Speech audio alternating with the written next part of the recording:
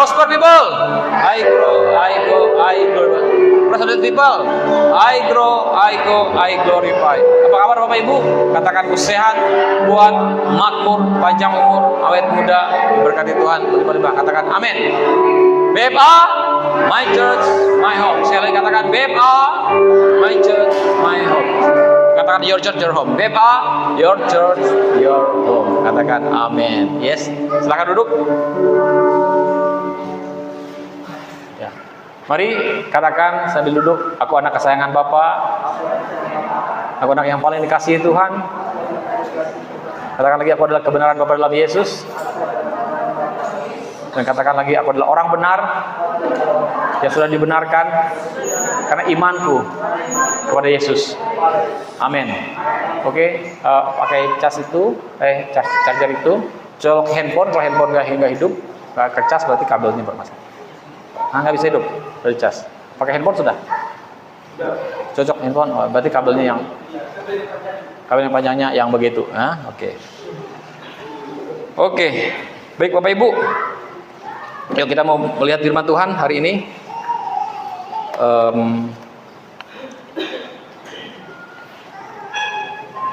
Yuk kita mau lihat ayat firman Tuhan dari Roma pasal 10 ayat 17.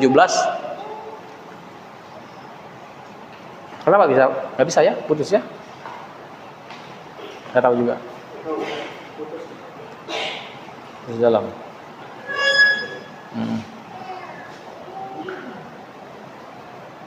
Oke. Sudah Roma 10 ayat 17? Atau beda kabel? Beda kabelnya mungkin ya. Mungkin yang itu yang kemarin.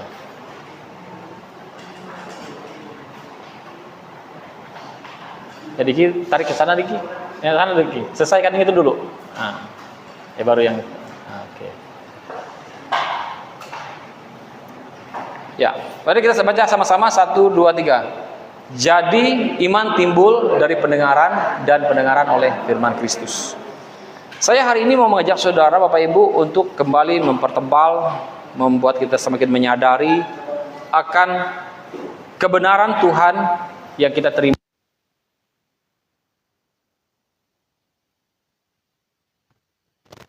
Saya mau membawa saudara untuk melihat ayat-ayat firman Tuhan yang sangat jelas sekali mengajarkan kita bahwa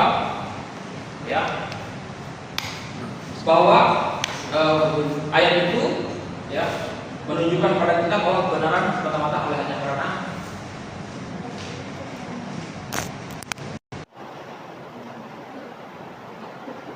pemberian Tuhan. Sudah ya. Coba handphone dulu, kalau handphone bisa colok baru coba ke situ. Nah itu sudah bisa. Oke. Ya gitu. Ya. Tunggu sampai selesai, supaya tidak ada gerakan-gerakan.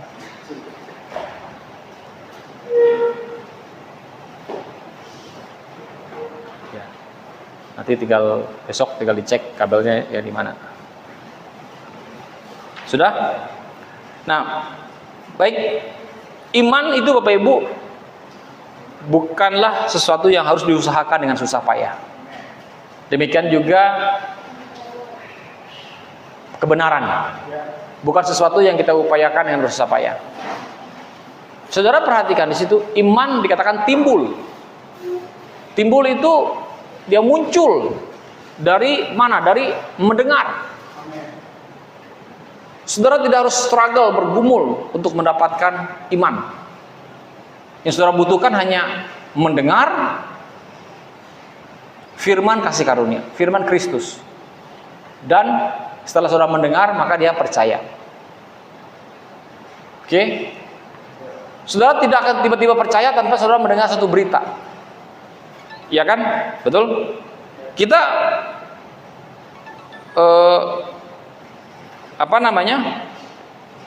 kita percaya kepada sesuatu karena ada yang kita dengar. Betul atau tidak? Saudara dengar kabar ini. Saudara mau percaya atau tidak? Ini lagi rame nih. Saudara percaya nggak ijazah Jokowi asli apa palsu? Nah, gitu kan? Kita dengar kan, lalu kita percaya apa tidak. Nah, tapi itu tidak ada hubungannya dengan iman. Tiba-tiba saudara beriman, wah enggak, ya, bukan seperti itu. Nah, kita perlu melihat, kita perlu bertanya atau melihat pada diri kita, atau kita pernah merasakan, mengalami, dan kita berkata seperti ini, misalnya, seandainya saya punya iman yang lebih besar, saya pasti akan mengalami mujizat kesembuhan. Saya akan mengalami pemulihan keuangan. Saya akan pasti mengalami apa saja seperti apa yang saudara imani, ya. Atau kita merasa bahwa kayaknya, aduh, saya ini kayaknya perlu lebih beriman deh. Kayaknya aku ini kurang kayaknya imanku. Perlu lebih beriman lagi, sungguh-sungguh seperti itu. Ya, saudara pasti pernah merasa seperti itu kan? Pernah nggak? Pernah apa tidak? Yang merasa kayak semacam kayaknya butuh iman lebih lagi supaya bisa mencapai seperti apa yang kita harapkan. Oke? Dan bahkan kita seringkali mendiskreditkan orang. Terutama kami sebagai gembala-gembala, pendeta-pendeta suka mengatakan bahwa tidak ada masalah dengan Tuhan, tidak ada yang salah dengan Tuhan, tidak ada yang salah dengan firman Tuhan. Masalah itu hanya pada dirimu. Nah, seperti itu. Sering kita juga mendiskreditkan seolah-olah orang itu punya masalah, seolah-olah orang itu kecil imannya, seolah orang itu nggak punya iman.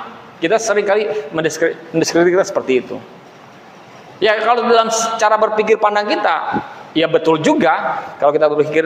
Tapi sebetulnya satu bagian yang saya harus ajak saudara untuk melihat satu konteks, bahwa Bapak Ibu Saudara sekalian, firman Tuhan mengatakan bahwa iman timbul dari mendengar firman Kristus. Ya, di sini mendengar dengan iman, ya, mendengar lalu muncul iman. Itu bukanlah sesuatu yang seperti diusahakan, diupayakan. Karena apa? Karena saudara tinggal dengar saja, kemudian menaruh ketetapan dalam hatimu, percaya, dan kemudian saudara sungguh-sungguh beriman. Sampai-sampai bahwa nggak ada yang lain lagi, pokoknya itu saja. Nah, iman itu seperti itu. Oke? Nah, saya mau mengajak saudara untuk bisa melihat sampai pada titik seperti itu di dalam mempercayai bahwa saudara adalah orang yang sudah dibenarkan. Bagaimana saudara percaya, beriman bahwa engkau adalah orang-orang yang sudah dibenarkan oleh Tuhan. Nah, sehingga tadi apa yang kita katakan tadi, bahwa mungkin kita katakan, wah, kamu kurang beriman. Enggak lagi seperti itu. Kenapa? Atau kita katakan, oh, kamu nggak layak. Bukan seperti itu. Kabar baiknya bahwa tidak ada yang tidak layak, semuanya dilayakkan oleh Tuhan. Atau mungkin kita katakan, kamu yang punya masalah, kamu yang kurang beriman. Nggak ada lagi yang seperti itu. Kalau kita mengerti hal ini, artinya apa? Tuhan yang membuat kamu menjadi beriman. Amin. Ya, Tuhan menyingkapkan, ya, memberikan pengertian pada gereja ini bahwa hanya darah Yesuslah yang membuat kita menjadi layak. Hanya darah Yesuslah yang membuat kita menjadi orang yang semakin beriman oleh karena darah Yesus. Amin. Nah, coba kita lihat ayat-ayat firman Tuhan, bagaimana Tuhan telah membenarkan kita di dalam Galatia pasal 1. Pasal 3. Ya. Ayat yang pertama dalam terjemahan EPYH. Saya mau ajak saudara untuk melihat hal ini. Hai orang-orang Galatia yang bodoh. Tukang sihir manakah yang telah mempesona dan memperdaya saudara? Sebab dahulu saudara benar-benar memahami segala yang saya katakan tentang makna kematian Yesus Kristus. Jadi itu Rasul Paulus tuh bicara sama orang-orang Galatia, dia tuh udah ngajar mereka, tapi ada tiba-tiba ada orang yang ngajar, ada orang lain yang mengajar pada mereka, yang membuat mereka itu semacam seperti dikatakan tukang sihir manakah yang telah mempesona dan memperdaya saudara, sehingga mereka itu semacam meragukan, atau mereka tidak bisa melihat bahwa semua itu didapatkan hanya karena pemberian Tuhan. Ya. Nah, sini dikatakan sebab dahulu saudara benar-benar memahami segala yang saya katakan tentang makna kematian Yesus Kristus. Jadi Rasul Paulus sudah menjelaskan bagaimana apa sih makna kematian Yesus, apa yang faedah, apa yang kita bisa pahami tentang kematian Yesus Kristus atau pengorbanan Yesus atau kebangkitan Yesus. Mereka udah jelaskan. Nah, sampai di ayat 2 dikatakan, izinkan saya mengajukan pertanyaan ini, kata Paulus. Bayangkan sampai dia minta izin. Mana dia? Ya. Oke. Izinkan saya mengajukan pertanyaan ini. Apakah saudara menerima Roh Kudus karena berusaha memegang hukum Taurat? Jawabannya tentu saja tidak. Ya. Kita sudah pernah baca ayat ini, tapi saya mau ajak saudara untuk semakin melihat lagi. Sebab dikatakan Roh Kudus datang ke atas saudara hanya setelah saudara mendengar tentang Kristus dan percaya bahwa Ia menyelamatkan saudara. Coba saudara renungkan baik-baik. Tentu saja tidak, sebab dikatakan Roh Kudus datang ke atas saudara. Perhatikan, Roh Kudus, kalau saya punya ilmu kayak pesilat ini, saya tangkap lalat ini, saya cuek-cuek dia. Ini ada lalat nih, teman-teman dekat saya ini. Ya. Tentu saja tidak, sebab Roh Kudus datang ke atas saudara hanya dikatakan setelah saudara mendengar tentang Kristus. Ya, dan percaya bahwa Ia menyelamatkan saudara. Jadi keselamatan itu terjadi karena kau percaya Yesus. Teman-teman mengatakan dalam Roma 10 ayat 9-10 dikatakan bahwa dengan mulut mengaku, hati percaya bahwa Yesus Kristus, bahwa Allah telah dengan mulut mengaku, hati percaya bahwa Allah telah membangkitkan Yesus dari antara orang mati, maka kamu diselamatkan. Betapa pentingnya mengaku, percaya bahwa Allah telah membangkitkan. Kenapa firman Tuhan mengatakan Allah telah membangkitkan Dia dari antara orang mati? Karena itu problemnya. Masalah tentang Yesus itu di dalam bagi agama lain itu di situ, di bagian itu. Karena ada kepercayaan yang lain mengatakan itu bukan Yesus. Yesus disamarkan, Yesus digantikan oleh yang lain. Yesus tidak mati, Yesus tidak pernah bangkit karena Dia tidak pernah mati. Betul? Sudah tahu itu ajaran itu, ya. Nah, makanya Tuhan mengatakan jelas, jika kau percaya bahwa Allah telah membangkitkan Dia dari antara orang mati, maka kamu diselamatkan. Nah, waktu saya ngomong gini ini seharusnya itu kebuka itu ayatnya. Roma 10 ayat 9-10 itu sudah langsung kebuka. Nah, iya. Ya. Oke. Sebab jika kamu mengaku dengan mulutmu bahwa Yesus adalah Tuhan dan percaya dalam hatimu bahwa Allah telah membangkitkan Dia dari antara orang mati, maka kamu akan diselamatkan. Oke? Membangkitkan Dia dari antara orang mati, kamu akan diselamatkan. 10 coba. Karena dengan hati orang percaya dan dibenarkan, dan dengan mulut orang mengaku dan diselamatkan. Nah, saya mau mengajak saudara untuk melihat bahwa Bapak Ibu Saudara sekalian, ya. Kenapa masalahnya itu tentang bangkit dari antara orang mati? Karena disitulah poin pentingnya. Saudara betul-betul mempercayai kalau Dia bangkit berarti Dia mati. Oke? Nah, ini poin penting yang harus kita pahami. Nah, kembali lagi kepada Galatia tadi, Galatia pasal 3. Ayat yang ketiga dikatakan.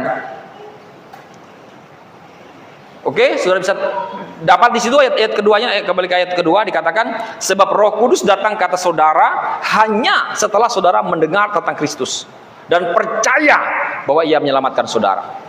Lalu apakah saudara sudah menjadi hilang ingatan? Ayat 3. Sebab jikalau sudah sejak semula saudara tahu bahwa usaha, perhatikan,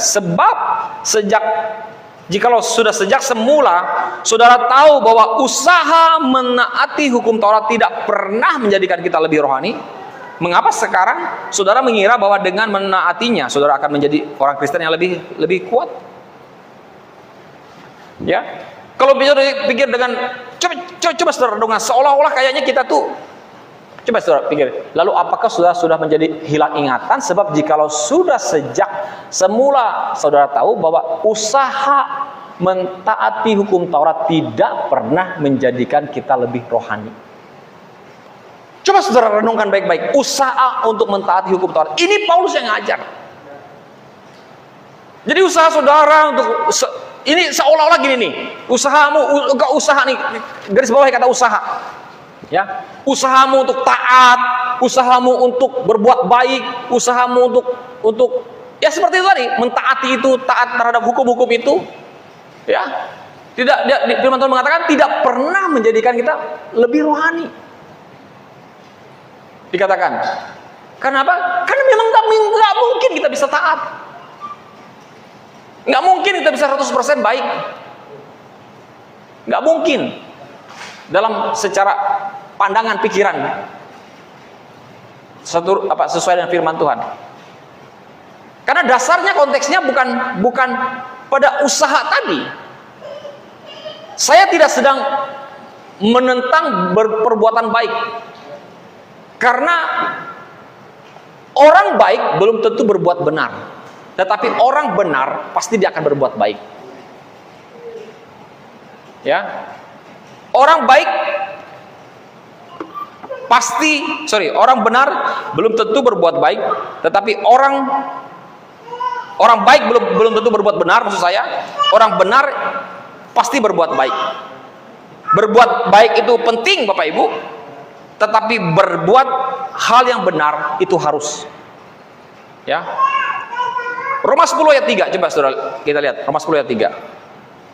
Sudah tadi terjemahan EPYH-nya. Sebab mereka tidak mengerti bahwa Kristus mati untuk membenarkan mereka di hadapan Allah. Sebaliknya, mereka berusaha berbuat baik dengan jalan memegang teguh hukum-hukum dan adat istiadat Yahudi, supaya menyukakan hati Allah. Tetapi itu bukanlah jalan keselamatan Allah. Saya ini hari ini memang spesial khusus untuk lihat saudara, supaya saudara tuh tujuannya apa? Supaya jangan bersandar pada perbuatan, tapi bersandarlah pada Yesus. Tapi tidak menghentikan saudara untuk berbuat. Ya. Tidak menghentikan kita untuk berbuat baik. Begini. Saya mau ajak saudara untuk saya kemarin hari Sabtu morning grace saya bagikan tentang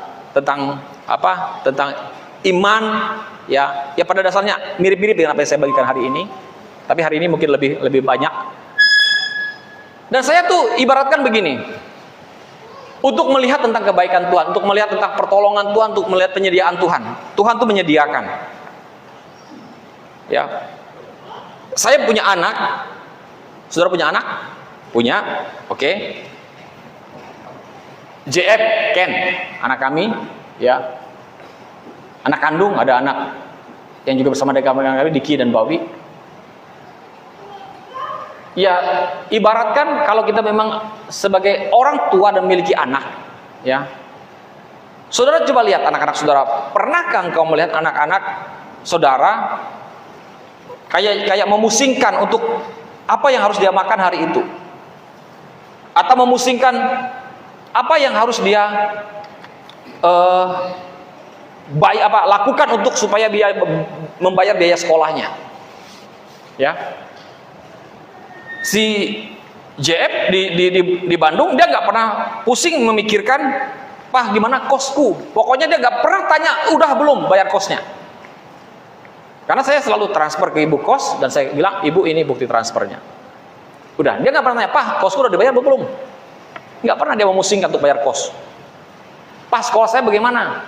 Dia nggak pernah musing. Memang dia tanya, Pak ini Pak bayar sekolahnya seperti ini, rekeningnya begini. Dia kasih tahu, oke saya transfer. Udah saya kirim balik bukti transfer yang sudah kirim, misalnya gitu. Kan ada sekolahnya tetap ada biaya buku gitu kan. Memang dia beasiswa tapi ada biaya buku sekitar 900-an ribu selama satu kelas dari kelas, pokoknya selama kelas 1 semester ya atau apa? Saya lupa. Nah begitu. Terus ada uang kegiatan, selama berkegiatan mereka ada uang kegiatan seperti itu. Nah anak-anak itu nggak mau musingkan itu, ya kan? Betul nggak? Misalnya Depan ada tanya, Mi gimana Mi sekolahku Mi makan apa hari ini Mi tanya, nggak ada, mereka tuh nggak pusing nanya-nanya gitu. Tapi semuanya ready, tersedia. Betul nggak? Sudah tersedia bagi mereka. Kita orang tua ini yang cinik puser,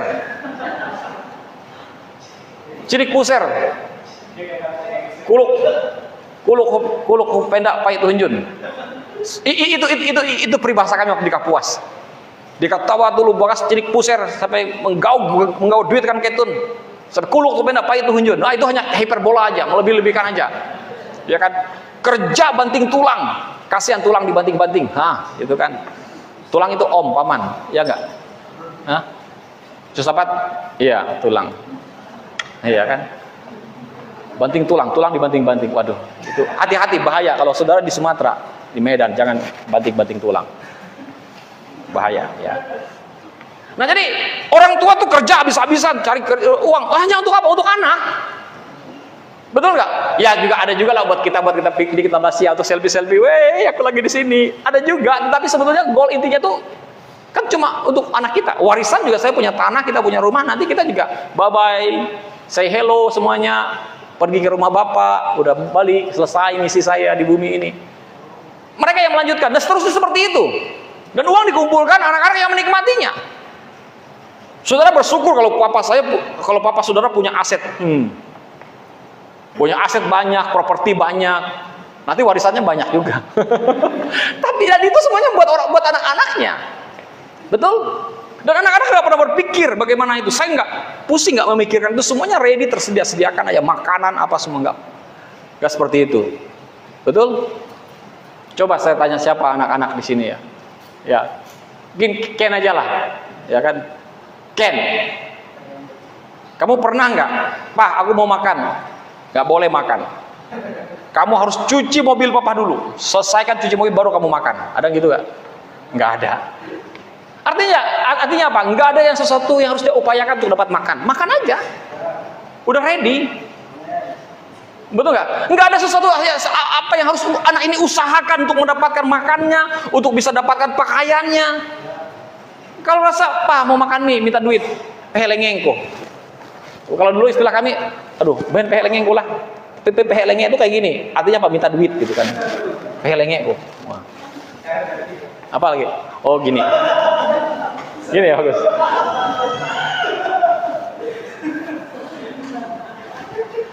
Ya bagus ya. Ini gini-gini, nah gitu. Yang diginiin tuh orang Korea.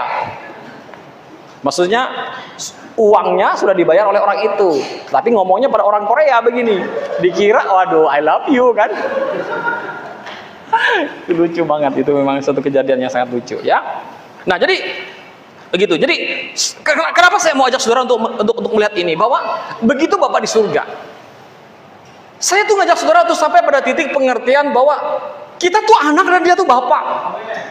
Bahwa everything itu semuanya itu udah tersedia, ready. Artinya apa? Kita nggak, satu poin penting yang saya sampaikan dari cerita saya tadi adalah bahwa anak itu nggak pusing memikirkan. Seharusnya kita tuh sampai pada titik itu nggak usah terlalu pusing memikirkan bagaimana. Nah, waktu saya khotbahkan seperti itu, saya selesai khotbah masuk karena itu ketemu karena kita ibadah tempat adik ipar waktu itu kemarin pagi, ya dia bilang betul ya Kanto ya, sebetulnya gitu kita, tapi susah ya untuk kita tuh bisa memahami Tuhan tuh kayak gitu. Nah, maksudnya coba saudara perhatikan, ini maksudnya adik ipar saya ini tingkatan kerohaniannya juga sudah luar biasa, sudah lama dalam Tuhan, sudah pemimpin dalam gereja. Tetapi sampai dia mengatakan bahwa ya susah bagi kita untuk bisa memahami bahwa Tuhan itu adalah yang seperti itu gitu loh. Dia adalah Bapa yang sangat baik, kita adalah anak yang sudah disediakan semuanya, ada penyediaan, ada perlindungan, ada semuanya. Tapi kita susah pada sampai titik, iya Tuhan, aku percaya. Semuanya kau sediakan. Sampai pada titik itu.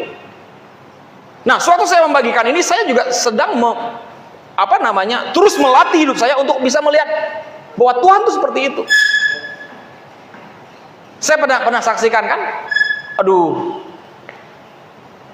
saya lihat gimana anak-anak saya nanti ya kalau kuliahnya gimana, pengennya tuh bisa baik, pengennya bisa ke luar negeri. Tapi kalau kita lihat secara keuangan, kok kayaknya nggak mungkin dia bisa bisa sampai ke luar negeri, atau biaya yang mahal-mahal, sekolahnya terbaik, kayaknya tuh nggak bisa. Tapi Tuhan tuh ajak saya melihat seperti ini. Coba kamu lihat yang ini. Coba kamu lihat orang ini. Coba kamu lihat pendeta ini. Coba kamu lihat. Tuhan tuh tunjukin ke saya itu untuk lihat pendeta-pendeta, dengar kesaksian-kesaksian yang mereka pernah saksikan. Dan itu miracle semuanya. Saya terakhir beberapa waktu yang lalu, waktu bulan apa itu kita yang ke Bandung Pur? Maret ya Pur ya? Maret kan? Maret apa Februari? Pur. Hah? Saya lupa ya, kita yang ke Bandung kemarin terakhir tahun ini. Nah, Februari ya, akhir Februari. Saya tuh ngobrol sama Pastor Gary Pake dari Jogja. Dia cerita perjalanan bagaimana anaknya hari ini kuliah di Australia dengan semua keadaan keuangan yang betul-betul tidak mungkin. Sampai aku ngomong gitu, gak mungkin untuk anak ini bisa sekolah, kuliah itu di Australia hari ini. Tapi itu pertolongan Tuhan, itu miracle. Saya waktu dia cerita, Bapak Ibu, bro and sis, dengar, waktu saya cerita, saya tuh nangis, saya dengar dia cerita tuh. Kenapa saya nangis? Saya tuh melihat kuasa Tuhan bekerja. Makanya saya bilang, coba kamu lihat, dan itu penyediaan Tuhan. Oke? Kalau saudara ngomong gini, ya itu kan wajar aja, hamba Tuhan, anak pendeta. Hamba Tuhan, Bapak kan hamba Tuhan. Kalau saya hamba Tuhan, terus saudara hamba siapa? Iya kan? Saudara hamba siapa? Maksudnya jangan pakai alasan saya, wajar Bapak kan hamba Tuhan. Jadi Tuhan spesial. Ya, kalau saya hamba Tuhan, saudara hamba siapa? Itu. Maksudnya kita ini semua hamba Tuhan, hanya fungsi saja yang berbeda. Semua kita ini adalah hamba Allah. Hamba Tuhan dalam tanda petik. Sebetulnya lebih tepatnya kita ini adalah anak-anak Tuhan. Itu lebih tepatnya. Saya lebih suka mengatakan kita ini adalah anak Tuhan. Ya, begitu. Sudah paham maksud saya ya? Nah, jadi penyediaan Tuhan itu memang seperti itu. Makanya saya waktu dengar dia kesaksian, saya nangis betul. Dia saksikan ini, dia cerita ini, dia ceritain, wah. Sampai dia tuh mau jual mobil ke orang, tapi orang bilang nggak usah jual mobilnya. Ini uang, kirim anakmu, sekolahkan dia di Australia. Terus sama siapa di sana? Ada saudaranya di sana yang bisa urus. Dan bagaimana anaknya berjuang dengan hidupnya. Biasa kalau di luar negeri kan pasti mereka kuliah tuh sambil kerja, cari kerjaan, dan pekerjaan itu juga ada gitu loh. Tuhan sediakan untuk dia bisa memenuhi kebutuhan keuangannya. Dan luar biasa. Wah, keren itu Tuhan. Nah, maksud saya tuh, saya ajak saudara untuk tuh, please, coba kalau saudara sampai pada titik kayak khawatir kayak gimana Tuhan, ayo coba ingat, kau anak, dia bapak. Dia sediakan semuanya untuk hidup kita. Jangan khawatir. Ya sedikit-sedikit khawatir manusiawi katanya, tetapi jangan selalu khawatir. Ketika kekhawatiran datang, ingat, oh dia bapak, saya anak. Dia sediakan, percaya, iman muncul. Wah, begitu. Oke? Tadi sudah Roma tadi. Nah, coba kita ulang lagi. Sebab mereka tidak mengerti bahwa Kristus mati untuk membenarkan mereka di hadapan Allah. Sebaliknya, mereka berusaha berbuat baik dengan jalan memegang teguh hukum-hukum. Dengan jalan memegang teguh hukum-hukum dan adat istiadat Yahudi supaya menyukai hati Allah, tetapi itu bukanlah jalan keselamatan.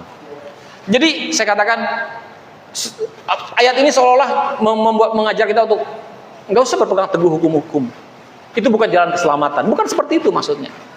Konteksnya adalah, saudara paham, konteksnya adalah bahwa taruh keselamatan kepercayaanmu kepada Tuhan.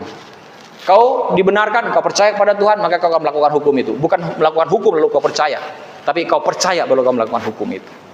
Saudara kan lihat tadi, saya ajak lagi untuk melihat ayat-ayat berikutnya. Kembali ke Galatia lagi.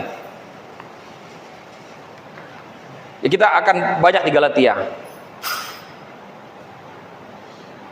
Jadi begini Bapak Ibu, semakin seseorang lebih sadar dirinya sendiri dan melihat usaha upayanya untuk mendapatkan sesuatu dari Tuhan, ya, maka iman itu semakin berkurang dalam diri orang itu. Ya, semakin kita lebih sadar akan diri kita sendiri, lebih melihat kepada usaha upaya kita untuk mendapatkan sesuatu dari Tuhan, maka iman kita itu akan semakin berkurang dalam diri kita. Kalau kita terus melihat pada apa yang saya usahakan, apa yang saya harus ini, no, bukan itu. Kita harus lihat Tuhan, Engkau mampu, Engkau ini. Setelah kita melihat Tuhan, baru kita mulai melakukan apa yang memang harus kita lakukan. Nah, jadi saat Tuhan membuka mata kita, ketika kita melihat kasih karunia, percayalah bahwa semua itu akan mengubah cara pandang kita. Sehingga kita mengatakan seperti ini, tidak ada yang salah dengan Tuhan, tidak ada yang salah dengan firman Tuhan, dan juga tidak ada yang salah dengan kamu. Tidak ada yang salah dengan saya. Ya, maka kita akan menerima mujizat-mujizat kita. Katakan amin. Ya, jadi seperti itu. Jadi pandang Yesus, hanya memandang pada Yesus. Ya, ayat berapa tadi? Ayat 3. Apa YH tadi? Ayat berapa? Yuk kita baca ini. Galatia pasal yang ketiga. Lalu apakah saudara sudah menjadi hilang ingatan? Sebab jikalau sudah sejak semula saudara tahu bahwa usaha menaati hukum Taurat tidak pernah menjadikan kita lebih rohani, mengapa sekarang saudara mengira bahwa dengan menaatinya saudara akan menjadi orang Kristen yang lebih kuat? Saudara telah menderita banyak demi Injil, dikatakan ayat 4. Apakah sekarang saudara akan membuang semua itu dengan begitu saja? Saya rasa mustahil. Ya. Saya bertanya lagi kepada saudara ayat 5. Ya, ayat 5. Apakah Allah memberi saudara kuasa Roh Kudus dan mengadakan mujizat-mujizat di tengah-tengah saudara karena saudara berusaha menaati hukum Taurat? Tentu saja tidak. Ini terjadi hanya, perhatikan, ini terjadi hanya apabila saudara, apabila engkau percaya kepada Kristus dan benar-benar bersandar kepadanya. Nah, saya mau garis bawahi kata benar-benar bersandar kepadanya. Ini yang saya sebut dengan iman. Ingat, iman dan percaya itu bukanlah sesuatu hal yang memang mirip, tetapi dia bisa dipisahkan. Ya. Sebelum ada iman, itu harus dimulai dari percaya. Orang percaya dulu, baru dia bisa beriman. Ya, iman tuh letaknya itu adalah keyakinan sepenuhnya, utuh, nggak tergoyahkan. Pokoknya kalau kita mengatakan, pokoknya JTI, jatun beken ini, pokoknya JTI yongko. Nah, itu iman tuh seperti itu. Nggak ada yang lain-lain lagi. Nah, itu begitu kita dengan Tuhan. Pokoknya aku percaya sampai pada detik. Aku percaya. Begitu. Oke? Sudah paham? Makanya firman-nya mengatakan di situ, dikatakan tentu saja tidak. Ini terjadi hanya apabila saudara pertama dikatakan percaya kepada Kristus dan benar-benar bersandar kepadanya. Itu yang saya sebut dengan iman. Nah, pertanyaannya apa itu tadi? Saudara dikatakan, apakah Allah memberi saudara kuasa Roh Kudus dan mengadakan mujizat-mujizat di tengah-tengah saudara karena saudara berusaha mentaati hukum Taurat? Jadi, kalau saudara bisa mengalami mujizat Tuhan, mengalami berkat Tuhan, hidupmu diubahkan, itu bukan karena saudara berusaha mentaati hukum Taurat. Itu karena engkau percaya dan beriman kepada Tuhan, dan iman Tuhan mengubahkan engkau. Coba saya ajak saudara untuk hari ini mengerti. Saudara berapa sering sih dengar firman Tuhan? Mungkin khotbahnya itu saja, atau dalam konteksnya temanya itu saja. Ya kan? Tetapi pertanyaan saya berikutnya, apakah saudara berubah apa tidak terhadap firman itu? Mengikuti firman itu. Ada yang menjawab, ya saya berubah. Tapi yang ada berkata, belum masih belum. Masih takut, masih khawatir. Belum juga sembuh dari luka hati. Padahal udah sering dikhotbahin, belum juga bisa mengampuni. Padahal udah khotbah pengampunan tuh udah beruntun sekali dikhotbahkan, nggak juga bisa mengampuni. Nah, yang gitu-gitu tuh Bapak Ibu Saudara sekalian, itu butuh iman. Sampai pada titik pokoknya JTI, betul-betul bersandar kepadanya. Nah, itu maksud saya. Nah, itu terjadi bukan karena saudara berusaha mentaati hukum atau mendengar. Ya, saudara mendengar, oke, itu iman bertumbuh. Karena kita memang harus mendengar, karena itulah janji Tuhan. Iman timbul dari mendengar firman Tuhan. Tetapi kapan dia terjadi? Sampai saudara menjadi suatu kesatuan penuh dalam dirimu bahwa dia terjadi. Pokoknya saudara, aku nggak peduli dengan apa pun yang orang katakan. Aku hanya percaya, Engkau sediakan. Sudah. Ketika itu terjadi, Bapak Ibu, imanmu mengalami lompatan. Go to the next level, melangkah, berjalan, kayak batu yang dilontarkan pakai katekan. Ketapel.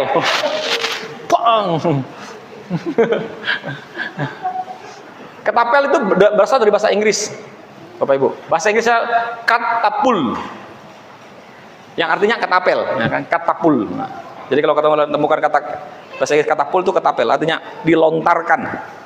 Ya, itu saya ngerti gara-gara saya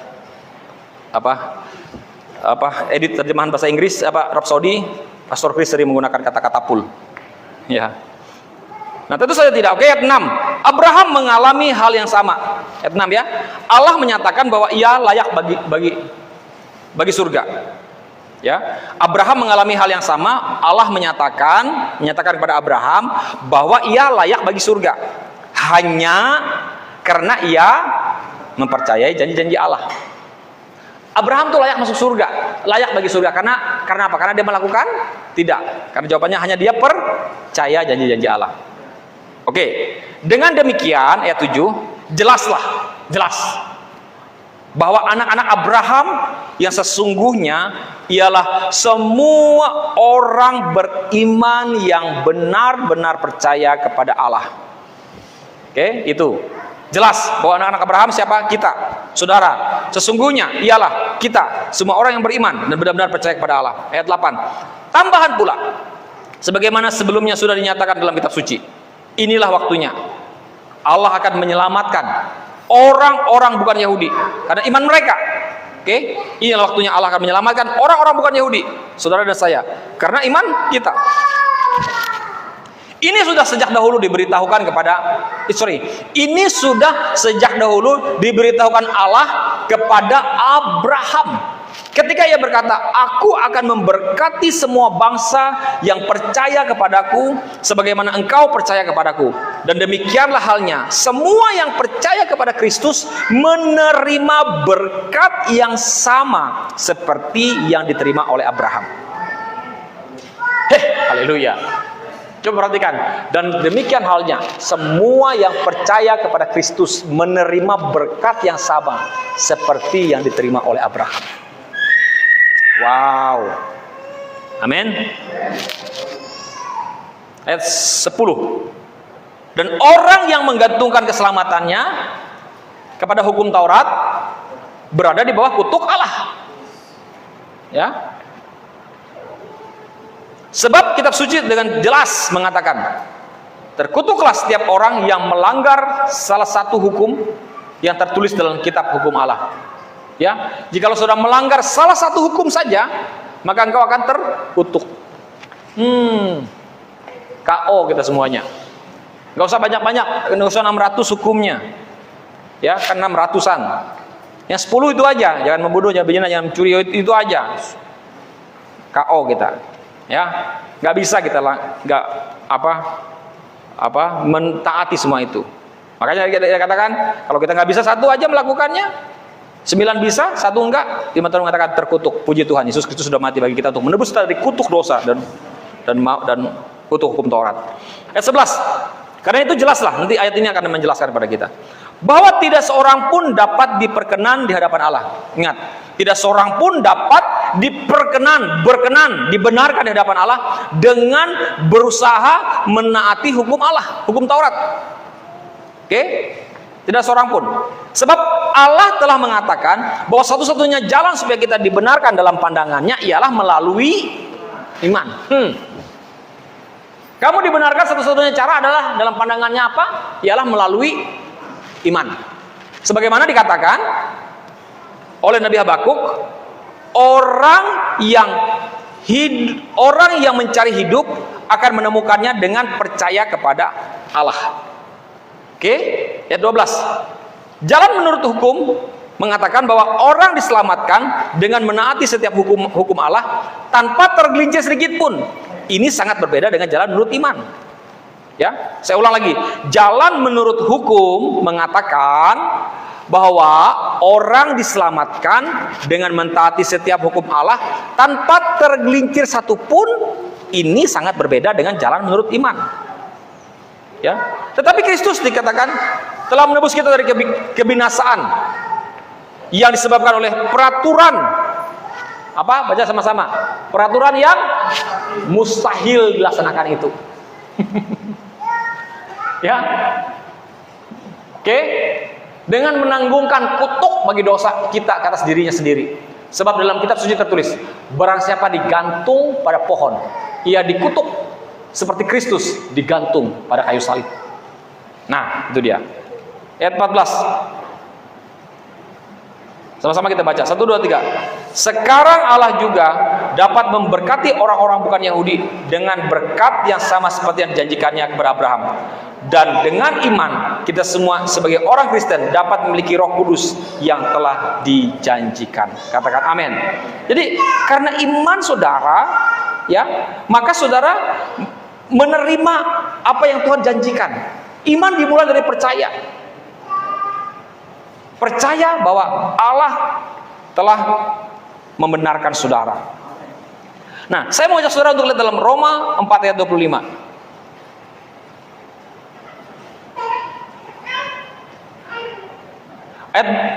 Galatia 3 ayat 8 tadi, coba kita baca.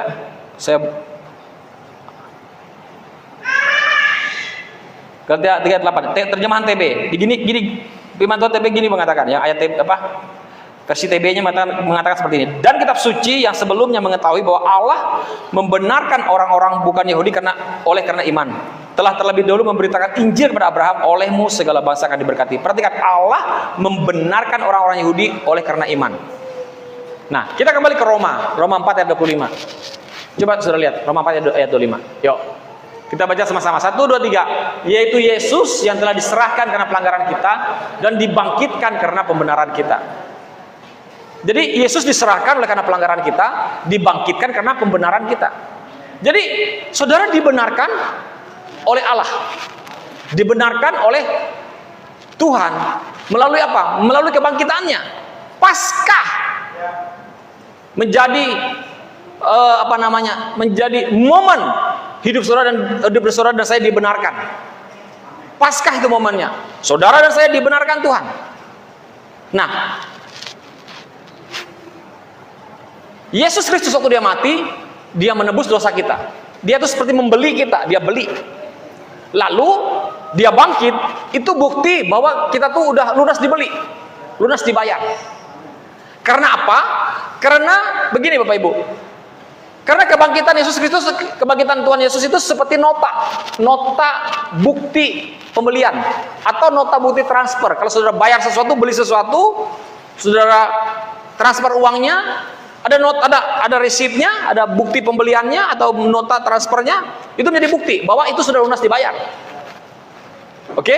Nah, saudara harus pahami ini, bahwa kematian Yesus itu dia membayar. Bukti bahwa sudah dibayar itu adalah kebangkitannya. Kematiannya dia membayar, kebangkitannya bukti bahwa sudah lunas dibayar. Jadi saudara nggak perlu pusing-pusing lagi untuk harus melakukan pembayaran. Saya ilustrasikan kayak tadi pagi, saya cerita dengan cepat.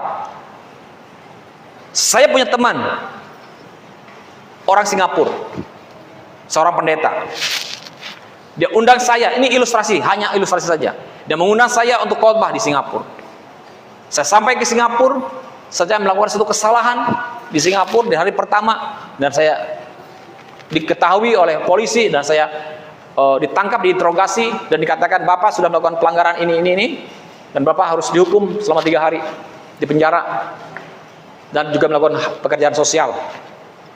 Waduh, nggak bisa, saya diundang, ada ini kegiatan, saya harus khotbah, saya harus begini, nggak bisa, ini aturan kami, bla bla bla, ini aturan harus di ini, nggak bisa dong, saya orang luar, saya nggak ini, saya berargumentasi untuk berusaha untuk membebaskan diri saya, tapi nggak bisa. Ya saya memang seperti itu kan aturannya. Nah, tapi polisi ini ngomong begini, kecuali dia katakan, kecuali ada orang yang menggantikan Bapak untuk dihukum, Bapak boleh bebas. Wah, ada alternatif kan? Saya telepon teman saya, pastor, begini. Oh, oke, nggak apa-apa.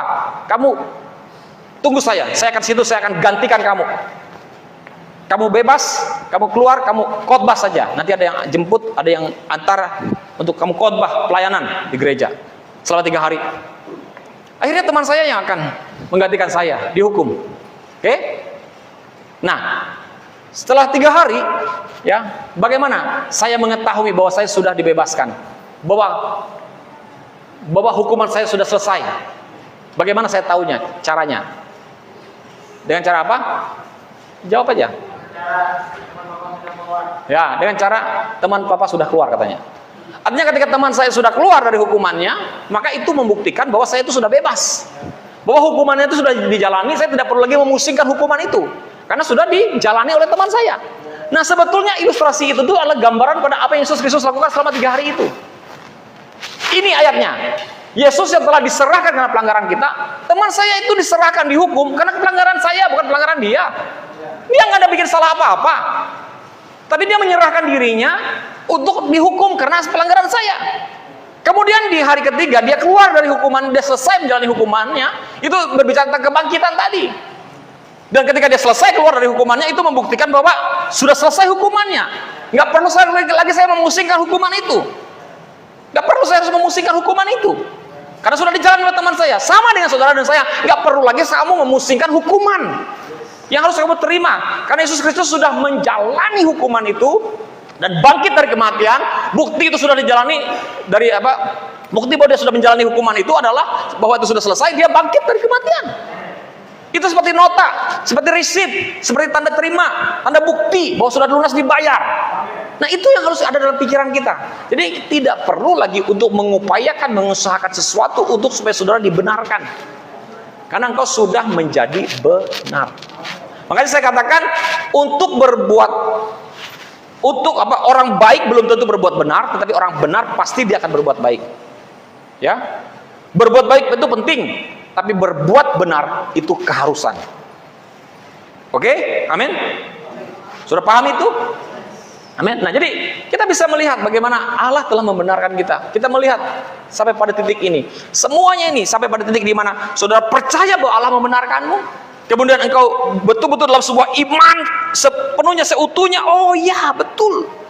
Ini dia. Wah, saya sudah betul-betul sudah dibenarkan. Dan jalan dengan itu semua. Oke? Baik. Kita akan lihat lagi. Sudah tadi di Galatia sudah selesai ya. Kita lihat ayat terakhir dalam Roma pasal 3 ayat 21-22. FAYH. Roma pasal yang ke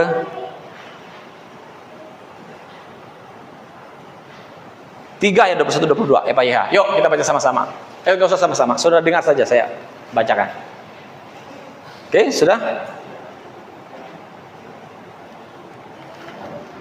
Tetapi dikatakan, saya buka di handphone saya saja dulu ya. Tetapi sekarang, karena ini ayatnya digabung 1-22 ini digabung jadi satu di FAYH. Tetapi sekarang Allah menunjukkan kepada kita suatu jalan lain ke surga. Oke, perhatikan. Bukan dengan menjadi cukup baik, dan dengan berusaha menaati hukum-hukumnya. Sudah lihat? Melainkan apa? Dengan suatu jalan yang baru, sebenarnya tidak baru, sebab sejak dahulu sudah dikatakan dalam kitab suci. Oke. Sekarang dikatakan Allah mengatakan bahwa Ia akan menerima kita dan membebaskan kita, ya, menyatakan kita tidak bersalah. Saya ulang lagi, sekarang Allah mengatakan bahwa Ia akan menerima kita dan membebaskan kita, menyatakan kita tidak bersalah bila kita percaya bahwa Yesus Kristus menghapuskan dosa kita. Oke? Kalau saudara masih berpikir kau orang berdosa, berarti kau tidak percaya Yesus sudah menghapus dosamu. Makanya saya berusaha untuk menghentikan pikiran jemaat ini, menghentikan engkau berpikir bahwa engkau adalah manusia yang berdosa. Karena apa? Karena engkau harus percaya bahwa Yesus sudah menghapus dosamu, dan engkau harus memandang dirimu sebagai orang yang sudah dibenarkan. Saya ulang lagi, ya. Sebab Allah mengatakan bahwa Ia akan menerima kita dan membebaskan kita, menyatakan kita tidak bersalah bila kita percaya bahwa Yesus Kristus menghapuskan dosa kita, dan kita semua dapat diselamatkan dengan jalan yang sama, yaitu dengan datang kepada Kristus. Tidak menjadi soal siapa kita sekarang dan siapa kita dahulu. Amin. Amin. Tidak perlu lagi kau menjadi soal bagaimana kamu sekarang, bagaimana kamu dahulu. Tidak perlu lagi. Karena ini penting Bapak Ibu. Ini suatu hal yang sangat penting untuk kau menjalani hidup hari-harimu, melihat bahwa Allah sudah membenarkan. Ini masih seri Paskah sebetulnya. Saya khotbah ini masih seri di mana tentang Passover, bahwa engkau Yesus diserahkan oleh karena pelanggaran, Yesus membangkitkan kita untuk membenarkan kita. Itu makna Paskah. Salah satu makna dari Paskah, banyak sekali makna Paskah yang Tuhan kerjakan. Amin. Dan Yesus memberkati. Mari bangkit berdiri. Wah, ini keren. Roma 3 ayat 21 sampai 22. Ya. Yuk, mari berdiri.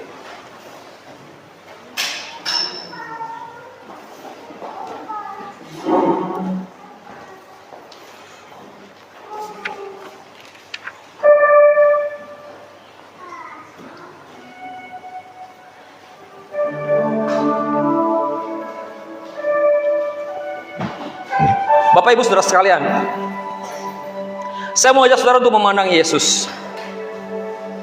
Saat kita semakin memandang Yesus, semakin melihat perbuatannya, apa yang dia lakukan, semakin menyadari dan sadar bahwa Yesus disalib untuk menebus dosa kita, menebus hidup kita, menghapus dosa-dosa kita.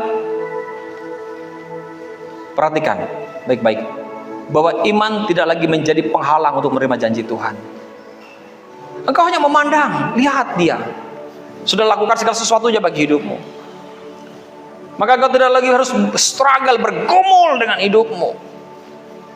Kenapa? Karena dia sudah selesaikan bagimu. Coba tiap hari bagaimana melatih imanmu, membangun imanmu. Semakin menyadari, semakin yakin, oh Tuhan sudah lakukan ini, oh Tuhan sudah lakukan ini, oh aku menyadarinya, aku hidup di dalamnya. Karena apa Bapak Ibu? Karena semakin kita melihat apa yang Yesus sudah lakukan untuk kita, semakin kita melihat apa yang Tuhan Yesus sudah lakukan untuk kita, kita semakin melihat Yesus melayakkan kita. Amin. Ya, semakin kita melihat Yesus melakukannya bagi kita, kita akan semakin melihat Yesus melayakkan kita. Iman kita akan semakin bertambah, bertumbuh seiring dengan mujizat-mujizat yang kita alami. Kita tidak perlu berharap lagi kita mempunyai harus mencapai satu titik iman tertentu, memusingkan dengan itu, karena itu adalah sesuatu yang alami bekerja dalam dirimu. Ketika kau semakin menyadari akan apa yang dia sudah lakukan. Ingat, iman itu bertumbuh. Tidak perlu seperti engkau harus mencapai satu titik level seperti main game. Udah lakukan aja hidupmu, berjalan saja, percaya Tuhan, sampai pada titik iman, sampai pada titik kepercayaan, dan kau meyakini sungguh-sungguh, bersandar sepenuhnya hanya pada dia. Nah, itu dia. Itu dia iman, saudarakan. Kau akan lihat imanmu bekerja. Apapun yang kita minta dari Tuhan sekarang, Bapak Ibu Saudara sekalian, percayalah bahwa engkau akan menerimanya. Hanya dengan melihat Yesus disalib untuk kita, dan iman yang kita perlukan untuk menghadapi situasi atau tantangan apapun akan datang dalam hati kita. Itu yang kita lihat. Lihat pengorbanan Yesus, lihat sudah apa yang dia sudah lakukan. Maka tadi kemarin waktu Jumat Agung saya katakan pada saudara, kalau saudara ingat bahwa Yesus itu menjalani segala sesuatunya yang kalau dia disebut dengan menderita, dia paling menderita. Kalau dikatakan paling sakit, kalau dikatakan tentang sakit, dia paling sakit.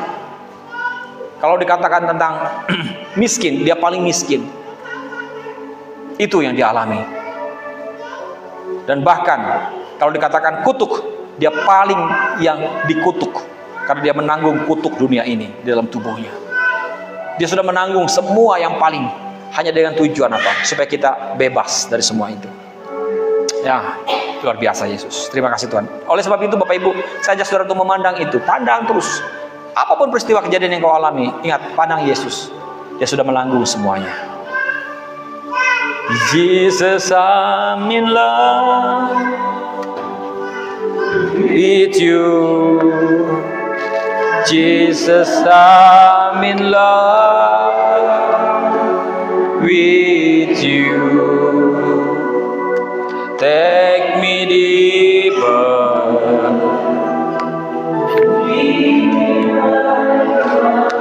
with you. Jesus, I want more of you. Jesus, I want more of you. Jesus, I want more of you. Draw me closer, closer to your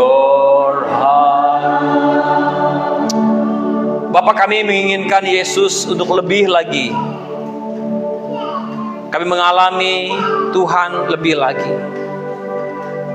Dan doa kami, draw me closer, draw us closer. Bawa kami untuk semakin mendekat kepada hatimu, ke dalam hatimu, mendekat kepadamu. Terima kasih Tuhan, bersyukur.